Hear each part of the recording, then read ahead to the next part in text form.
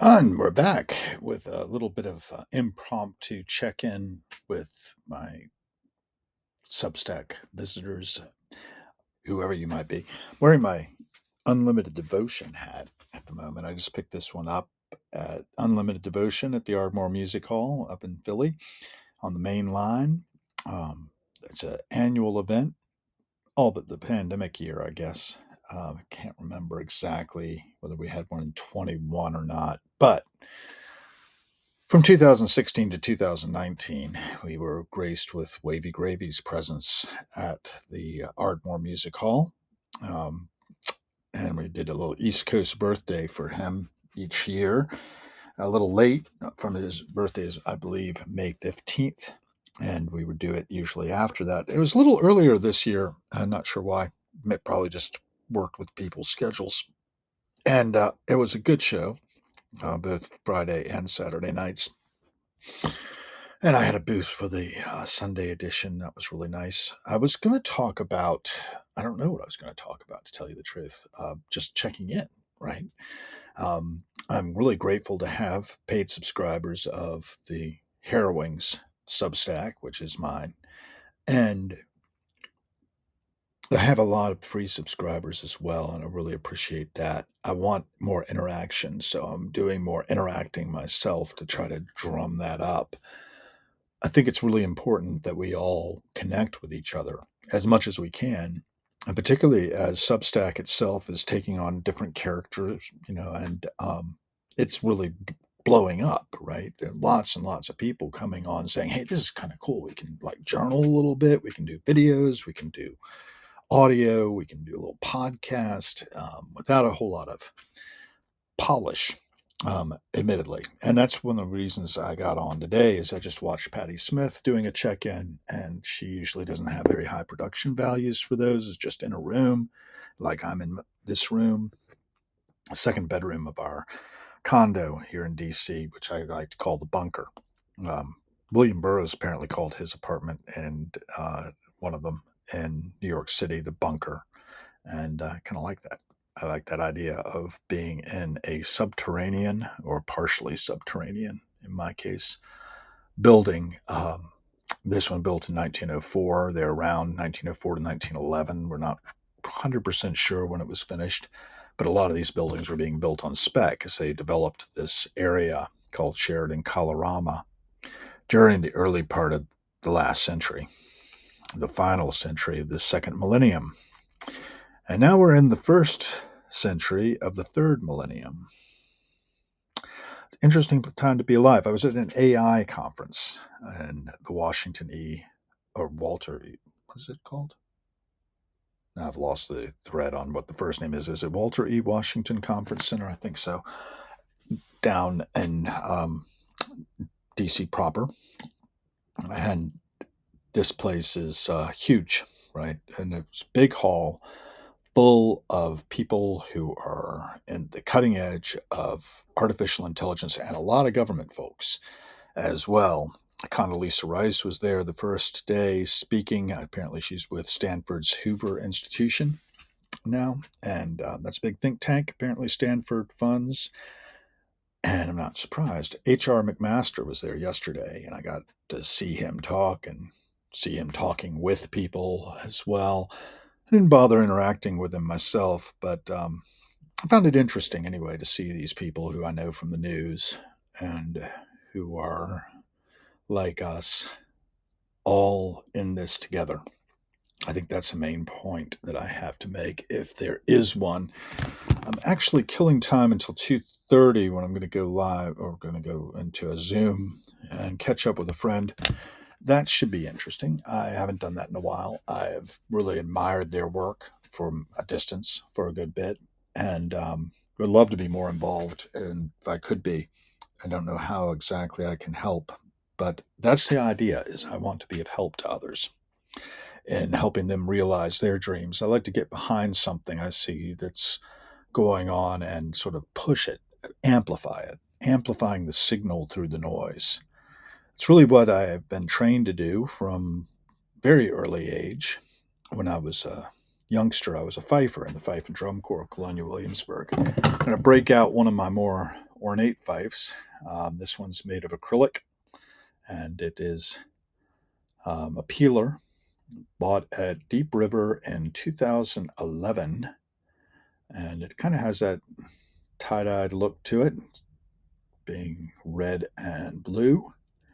And I'll break this out and do a little playing on Saturday, if all goes well.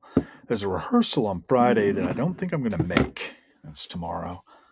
But maybe it'll be good enough just to show up and do the fifing of the tunes I know and fake the fifing on the tunes I don't. They're going to be doing a lot of stuff, and I've got the music somewhere, but I don't know exactly where it is. Been getting a lot of scam calls lately. I'm blocking the numbers when they pop up, but I'll tell you, it's really annoying.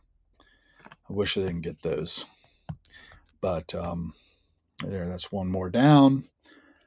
Got other fives too. This one is green, so I'm probably going to take a few of these because they're very colorful, kind of nice. This one is a blue with some interesting designs, and then this one is fully red. And of course, these guys have sort of short ferrules on them, whereas my Deep River 2011 fife has much longer ferrules, and they're in sort of a nickel brass, I believe, white metal. I also have this wooden version. Grenadilla, I believe, is the wood, and it's got nice furls on that too, nice long furls. So, whole fistful of fifes, right? Getting signals through the noise. That's what it's all about. And what we're trying to do here, of course, is to reassure each other a bit that the world is not coming to an end, although policy decisions are being made that seem a bit sketchy. It's been the case, actually, for most of my life that the government has been doing sketchy stuff. From the assassination of Kennedy, when I was, but let's see, maybe 9 months old, not even, or just over, February 4th to 11/22. That was also the date Aldous Huxley died. And that's something to think about. I just happened to pick up my father's old copy of Eyeless in Gaza by Aldous Huxley, which is described as a brilliant, sardonic, and compassionate novel about a man's search for personal identity in a rigid world of political, social, intellectual, and moral dogma. William Soskin in the books noted that it's deeply felt, brilliantly informed depiction of the dilemma of modern minds, imaginatively dramatized in terms of character. Saturday Review said it's magnificently readable, acutely intelligent, humorous, compassionate, and dramatic. Mr. Huxley's finest novel, a delight, David Garnett said, New Statesman and Nation. So this little volume actually is my sister's, looks like. It has her name in it, and perhaps I ought to return it to her on that basis. Published in 1936. And it starts out, Chapter 1, August 30th, 1933. And this might be a fun thing to do generally. I probably won't do a lot of it now. It's 8:48 for this message, so it's getting a little long. But I could just read all of Eyeless in Gaza to all of you. I don't know if that's really what I'll do, but we can start it out and see how it goes. The snapshots had become as dim as memories.